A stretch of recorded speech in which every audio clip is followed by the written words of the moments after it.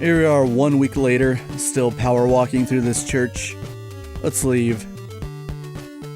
Alright, so we are on our way to beat the game. We're gonna do one errand before we do that. Also, you might notice that I have cheated in my levels. Not that it matters again, but why not? This time when I used the password generator, I made sure that I had the max. Also, the minimum amount of time has passed in the game, so I should get the best ending, no problem. The one errand that we're going to run first, so that we can safely call this a completionist run, outside of like any weird hidden bullshit. Like, I don't know if there are any like crazy speedrun tactics for this game. There probably are. Shit. Getting lost in my menu. Let's equip those laurels. So the one little errand we're going to run is I'm going to go get the silk bag. And the silk bag allows you, I believe, to hold 8 garlic and laurels. I gotta take the river. I think I gotta take the normal route. Now, the last episode, I started with 8 on both. That's because I cheated them in, because the password generator can just do that. You can just say, well, whoa, that was close. I want 8 of these in my inventory when I start my new game. It's like, okay, sure, here's the password for that. I think I need to just keep going left. But normally, to get 8 the hard way, you know, buying them, you need the silk bag. And I like walked right by where you get it. In fact, it's in a location that I was like, oh, that's a dead end over there, but that's actually not true. Let's see. Make sure I'm in the right location. I am. This is the Saddam Woods or Sodom Woods, Sadom Woods, whatever. Apparently the Flame Whip does not destroy fireballs. So I think this is it. Yeah, here we go. I need to go down the stairs. Get out of here, creature of the Black Lagoon.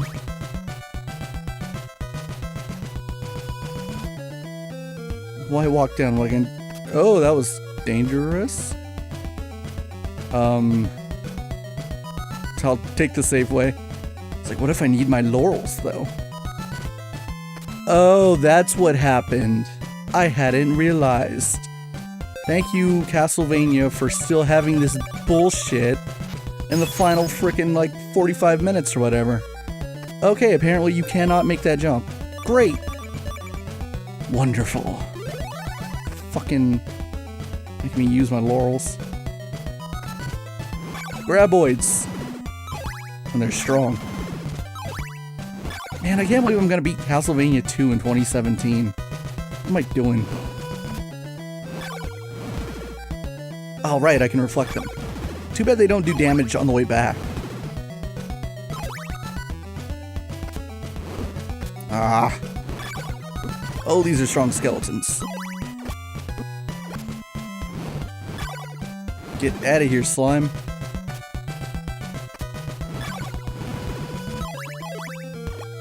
Okay, so get out of here. Let me stop here because one of these locations, I think it's right here. Alright, so let me equip the butt, the garlic, and just drop that shit. Ah, yeah, there we go. Look at that butt. I'll give you a silk bag because you dropped a butt in my graveyard. And it just stays there. You can't pick it back up. And that's it. We have the silk bag now. And that's all we really had to do. Okay, it's indicated on the menu next to F whip, the flip, next to the cross, in between the flip and the cross. I think that's all the items in the game. It feels like it's not because to the right of the red crystal there's a blank space. I don't think anything goes there unless it's like something you get at the end of beating Dracula or something. But there wouldn't be any game after that. Anyway, on to Dracula's castle. Which, again, I've already forgotten how to get to. I know how to get to it, but I don't know how to get to the place that takes me there. I know the beginning and the end. I don't know the middle. I'll figure it out.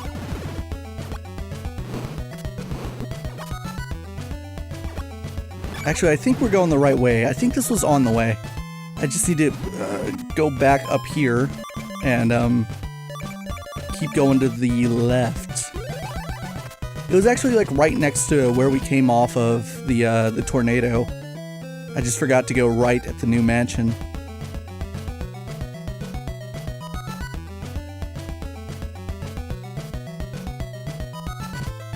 Alright, chill out, Overscan. It's going really aggressive up there.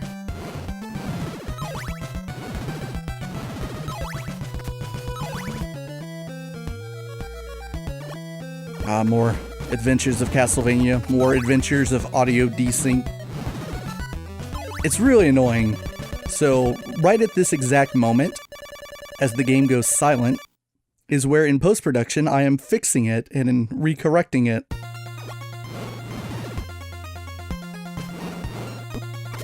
It's really dumb.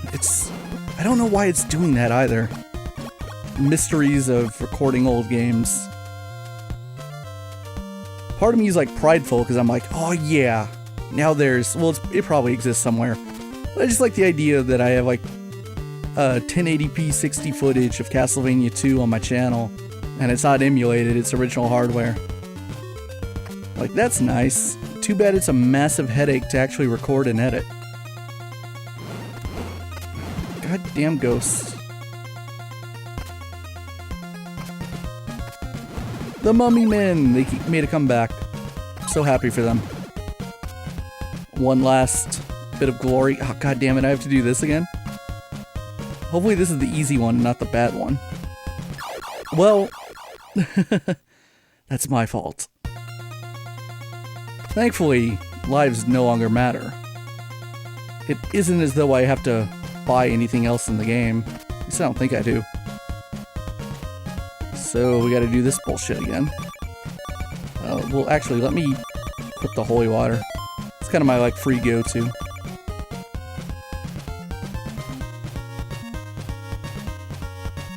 Oh, wait, I didn't do it. Oh, I did. There we go. I just wasn't being patient enough.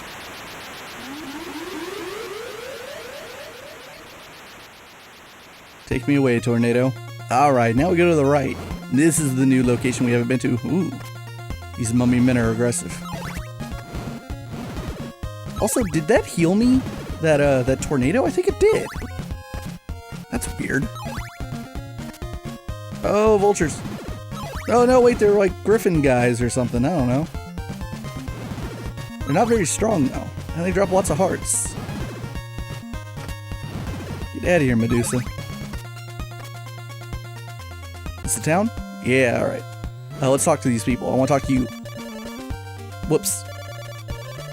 After Castlevania, I warned you not to return. I like this town a lot. It's friendly. Let's talk to this old woman or whatever you are. Get back! So all the people in this town are assholes. Let me read this sign. There we go. Turn left for the wicked ditch. Right to go north. Okay, that's real specific there. What about you, old man? What shit do you have to say to me? You've upset the people. Now get out of town.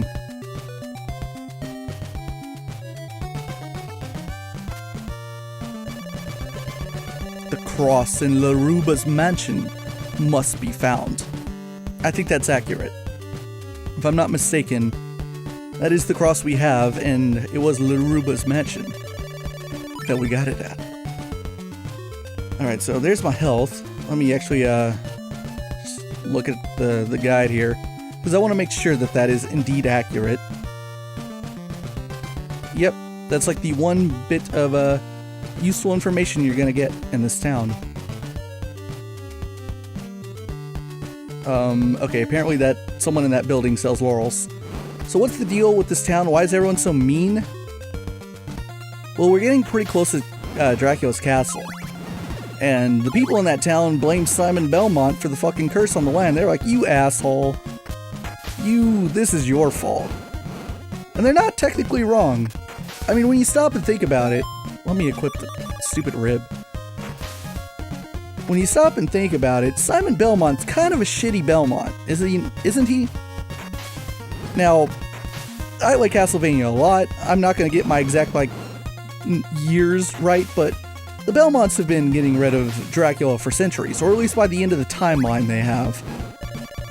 So several Belmonts every 100 years, every 100 years Dracula's supposed to rise. It's a little fudgy with the numbers because sometimes bullshit happens and he comes back early, like in Symphony of the Night. But it's supposed to be every 100 years, and like whoever's the badass Belmont at the time is supposed to take care of it. Like, fuck you. I don't even know what these guys are. They're like alligator men or something. Anyway, so Simon's supposed to take care of it, being the badass Belmont of his era. And he does his duty. He goes to Castlevania and he beats up Dracula. But maybe unlike, say his grandfather or Trevor Belmont or any other Belmonts I'm forgetting before him, he leaves a curse on the land and things don't exactly go very well for Simon. And that's why Simon gets his second game. That's why he's special. Okay, so there's a splitting path here. How does this work?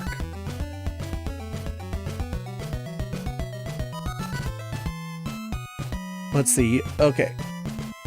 The top path takes you to the East Bridge, which takes you to Dennis Marsh, which is nothing, apparently. I remember that. I remember on the way to Dracula there being like a corner in which there's like fucking nothing. Yeah, it's nothing. It's just a troll. What an excellent game Castlevania II is. You're in the end game and there's a path that literally gives you nothing. There's nothing there. It's just, you walk right for like 3 very long screens, and you end up in a marsh, and there are no items, there's no people, there's nothing, it's a dead end. And then you have to spend 15 minutes walking back to where I just was. Fuck that. Also, this is the town of Yomi. I believe this is the last town on the way to Dracula. Turn right for... That's a fucking typo for Vrad. That's supposed to be Vlad, I'm pretty sure. Left for the Dora Woods. That is totally supposed to be Vlad. How did you English the name of Dracula? What the fuck? I wonder who, like... It must have been Konami, right? I don't know a lot about 1980s video game localization. In fact, I brought up the Famicom version earlier, but I don't necessarily know that it had Japanese text. I would assume it did. But what if they Englished it? English text wasn't all that uncommon in old video games at the time. Now I'm actually killing time here because I want the morning to come back before I leave this town. Because this town's really cool and interesting. At least it is to me. It doesn't take all that. It's not like it's super cool, but... For me, it's a creative idea for a video game made in 1987 or 88 or whatever. So I want to show it off before we leave.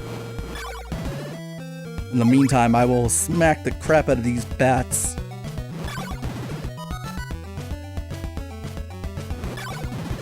But yeah, I guess, if this is before the era of like localizations, I wonder if Konami just did it themselves. Like, they had some dude in the office, 1987, and they were like, put this in English. I was like, okay.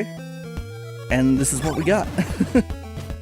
A super confusing mess.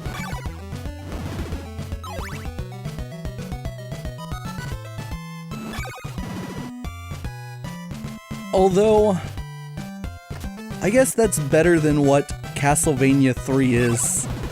Castlevania 3 has a really unique problem with its English version that I cannot think of another NES game that has it. There probably is.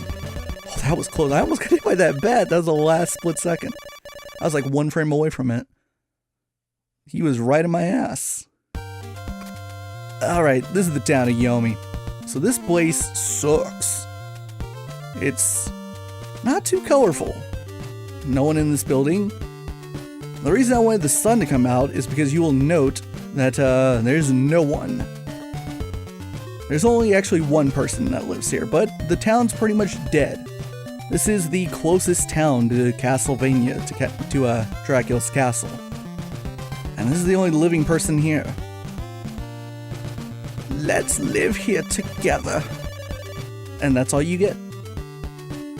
Just some crazy senile old woman. So yeah, the closer you get to Dracula's castle, the worse it gets. The second closest town hates you. Apparently these gravestones have physics. That was not super clear. I thought they were part of the background. Go away, Raven, or whatever you are. Oh, they're really aggressive. So yeah, second closest town, everyone hates you. The first closest town, everyone's dead. Or they just left. They're like, fuck this.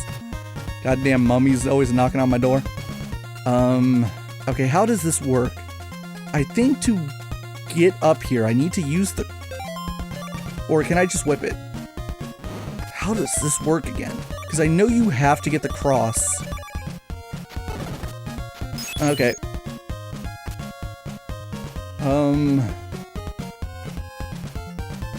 Okay, cool. Yeah, that's the way it works. It's not just the holy water. If I didn't have the cross, those things wouldn't break. Even if I used the holy water on them. I figured that's what it was. I just had to make sure.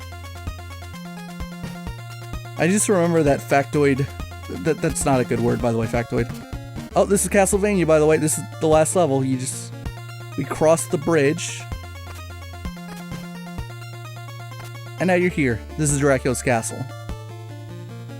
But the little tidbit I remembered about this game is that there were two bosses before Dracula, Carmilla and Death, and you only had to fight Carmilla. You just walk through Death's room and never fight him. So get rid of that shit.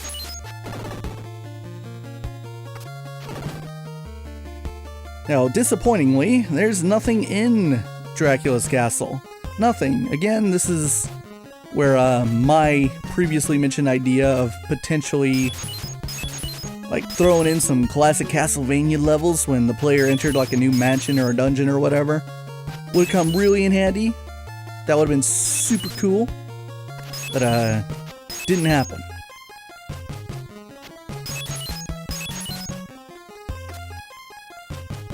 So instead you get this empty castle. Now, as far as I know, feel free to correct me because I could be wrong, but the actual layout of the castle here doesn't resemble anything that's in Castlevania 1. I don't think it does. I mean, yeah, you got stairways and you got blocks, but whatever. It's not like this is like, oh, this looks like the 5th level. I mean, I don't think it does. But that would have been a cool touch had you like dropped into some like decaying ruin of a level you beat in the first game. That would have been an interesting idea. But nah, you just get kind of like a empty nothing level. There's really nothing here. So is it here? No, okay, it's in this next room. So the boss fight against Dracula is in the next room. I will let you know right now that this Dracula is not very well thought out, as this game was made in the era before games were perfectly playtested, or at least as close to perfect as we get nowadays. So this Dracula can be hit stunned into death by throwing the Sacred Flame at him the second he spawns, and you just keep throwing it and throwing it and throwing it, and then he dies. And he never gets one attack in. Now, to Castlevania II's defense, I suppose you could say, that's not all that uncommon. If you go back and watch me beat Castlevania 1, you can see that Castlevania 1, for as much as I love that game, and a lot of people like herald it as like, wow, what a well-designed video game in 1986, blah, blah, blah, blah, blah, blah. Castlevania 1's kind of broken because the holy water fucking immediately kills 5 of the 6 bosses in the game. Should you have the triple shot on it, it will just stun lock everything, even death. You just throw it the second he appears and do the exact same thing that you could do to Dracula in this game. So Castlevania 2, not alone in its broken guiltiness.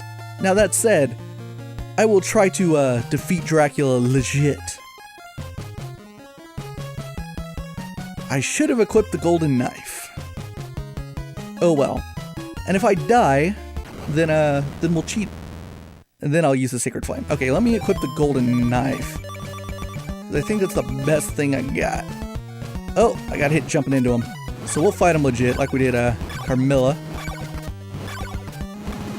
He's throwing shit at me, and he's freaking out the game.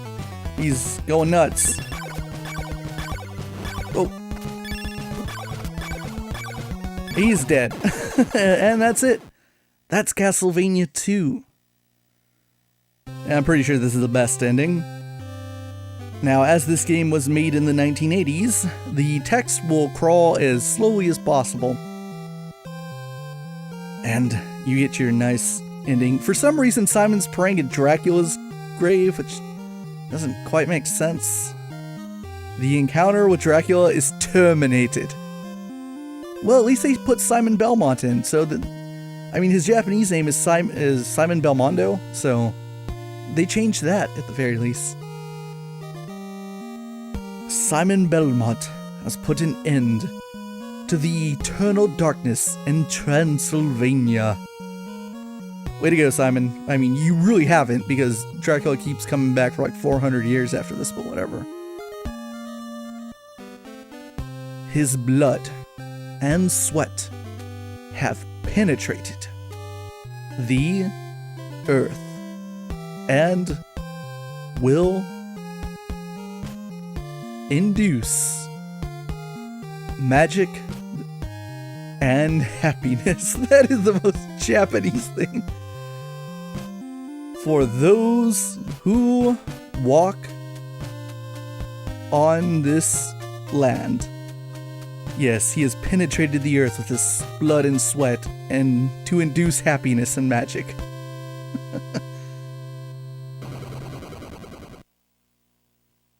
Is this the best ending? Or did I get the second good ending? Oh, that's Castlevania Simon's Quest. I think I got the best ending. I can look it up right now, because I was planning to talk a bit after this, like at the end of this video, because I knew it was only going to be like, what, 20 to 30 minutes. But yeah, let's see, what was I talking about? I was talking about Castlevania 3's interesting problems. In that, Castlevania 3 is a great game if you've never played it. But there's a unique problem with the English version of the game, which is one that I can't really think of like any other English NES games that came from Japan have. And that's that it's actually harder than the Japanese version. It took me forever to find this out, but Castlevania 3 Dracula's Curse in English, like the enemies do more damage than the enemies in the Japanese version, which is like Akamaju Denetsu or something like that. So it's super hard. And I will admit right now, I've never beaten it. I've never beaten Castlevania 3. I think I said that when I played Castlevania 1 too with my buddy Renee. And it's still true 3 years later. I have yet to beat that game. I would say it's actually the hardest game that I've ever tried to beat. Especially like when you consider the NES era. The NES library is full of garbage. It is full of trash. Just busting at the seams with it. And that's because, you know, there's like, I don't know, 700 to 800 licensed NES games by Nintendo, like officially, I think. And while there are like those classic ones everyone talks about, those top 50 to 100, the vast majority of the rest of the library is terrible. Granted, there's some hidden gems in there that people don't really know about, but a lot of it's just terrible because, you know, video game, like development wasn't really a thing to most people. And a lot of video games were just, like, the video game industry, granted I wasn't alive at the time, but from what I've learned from, like, the post-perspective knowledge of it, is that the industry was kind of like the toy industry, and that it was like, okay, we'll invest this amount of money, X amount of money, to make Y amount of dollars or yen, and we'll just pump out whatever. And that's how publishers like AVGN's big rival LJN got into the game and stuff like that. But Castlevania 3, like, so my point is that like there's tons of terrible games that you can pick up from back then and onward. And they're super hard because they're not good. And you don't have any desire to keep playing them. But Castlevania 3 is not that. Castlevania 3 is a legitimately good game. You pick it up and immediately you can tell, like, oh, this game's really advanced for its time. Because it's like the first game, but on steroids. It introduces all these new ideas, and the music gets really complicated. And you can see, like, the graphics and the stage are a lot more complicated than they were in Castlevania 1. Like, if you look at the clock tower stage in Castlevania 3, it's, like, super impressive for the NES/Famicom. But it is hard as hell. It is so hard. I've gotten to Dracula once in that game, and I've never beaten it. He's that difficult. So that's why I was thinking, when it comes time to do Castlevania 3, because I do want to do it eventually for the channel, maybe it'll be sooner rather than later. I haven't really decided. I suppose I could just jump into it immediately, but who knows? I suppose we'll see. But when it does come time to do it, I think I might not actually play Castlevania 3 Dracula's Curse in English. To make it easier, as well as to give one other advantage, I might play the Japanese version. And it just so happens that in my research of ROM hacks, because I was talking about the ROM hacks I had found of this game, I found some really cool ones of Castlevania 3. And one particular one that I have found and I have saved into my folder on my PC is a retranslation of Akamaju Denetsu. It is a completely redone version of the Japanese Famicom game, but in English. It is labeled as Castlevania 3. It has its own custom start screen, its own proper Castlevania 3 screen with the English logo that we see here. It also has the text in the game redone for like proper localization terms. So Trevor isn't referred to as a Belmondo. He might even have a different name. Is he called Ralph in Japanese? I can't remember. Or is that another Belmont? I don't know. But it has like all the proper English localization names for Trevor, as well as the companions. Like Sypha is referred to as Sypha Belnades and whatnot. And it's just the Japanese version, but with a proper localization. And the difficulty's turned down because it reflects the Japanese version. Another cool thing I saw that I actually took advantage of, and I got a patch for it, is that someone went through the trouble for that particular ROM hack to do a redone version and change Alucard's sprite in the game. Because, of course, Alucard debuts in Castlevania 3 and not in Symphony of the Night. He was in Castlevania 3 first. But in Castlevania 3 originally, Alucard looks, of course, nothing like what he does eventually in Symphony of the Night, where he's the beautiful Japanese boy, romanticized, handsome man with the blonde and long hair and whatnot. And he just looks like a regular vampire. He's got black hair and a cape and whatnot. Short black hair and a cape, and he just looks like Dracula. He looks like a young Dracula. But someone took it upon themselves to edit the sprite in Castlevania 3's ROM hack and make him look like he does in Symphony of the Night. And to be honest, it's pretty cool.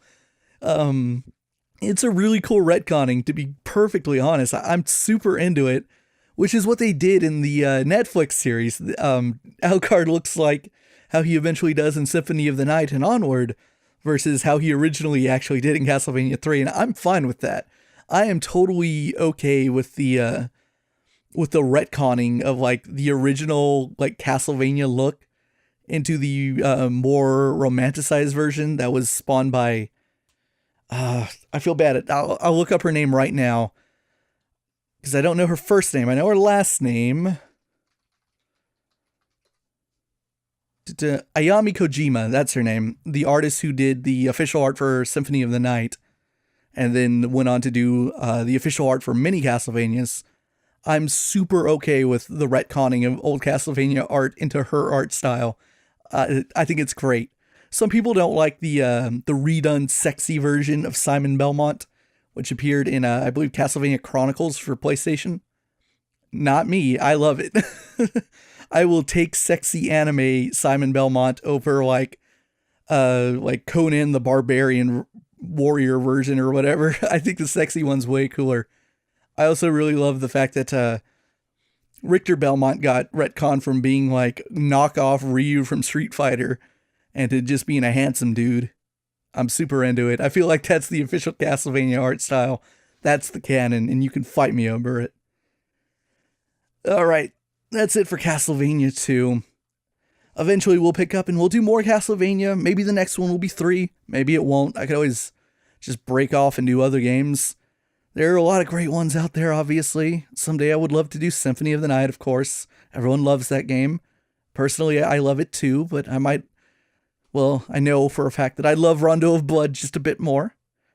And there are other great Metroidvania games. Like, it's not just Symphony of the Night, people. Igarashi directed awesome games that appeared on Nintendo's handhelds. He did Harmony of Dissonance, which I've never beaten, and I would love to play that version. Aria of Sorrow on Game Boy Advance is freaking incredible. It's maybe his best game. Dawn of Sorrow's not as good. But you know what is good? Portrait of Ruin on DS. That game's excellent. And Order of Ecclesia is pretty damn good too. So I would love to get to those someday. Also, there's so many. Another one that I would love to play now that it's been announced recently that the Nintendo Wii channel, the Wii Shop channel, I should say, is going down in about a year or so. Is it beginning of 2019 or something? So it's like a year plus away. It's like 14 months away or something like that. So if you got any cool things that you want to get off the Wii Shop channel, get them now if you got a Wii or a Wii U lying around, because they'll be gone. And while that doesn't usually matter for your virtual console things that ended up on the Wii U and will eventually end up on the Switch, it does matter for WiiWare. And there's some really cool things that are on WiiWare that will just be gone forever. One of them is in fact a Castlevania game, Castlevania The Adventure Rebirth, which is a remake of Castlevania The Adventure for the Game Boy. And it's a super awesome Castlevania game. It's a classic Castlevania game completely remade. And a lot of people have never played it because it's on the frickin' WiiWare. But it's awesome. I'd love to do that someday. I gotta stop. I love this series so much. Castlevania, you're so cool. You're so cool. Your games are so good. Even your low points aren't that bad. Even Simon's Quest isn't that bad. I mean, I ragged on this game a little bit. It's not great, but it's not as bad as a lot of the schlock that's in the NES library. It's still it's a solid B- or something, or a C+. You did all right, Simon's Quest. You passed the test, okay? So, we'll close this one out. We'll play a little bit more of the nighttime theme. And you let me know if there are any other Castlevania games you want to see me tackle in the future. Because I really don't know what's next. But you better believe that it's going to be something. And we will continue taking back the night and stomping out Dracula.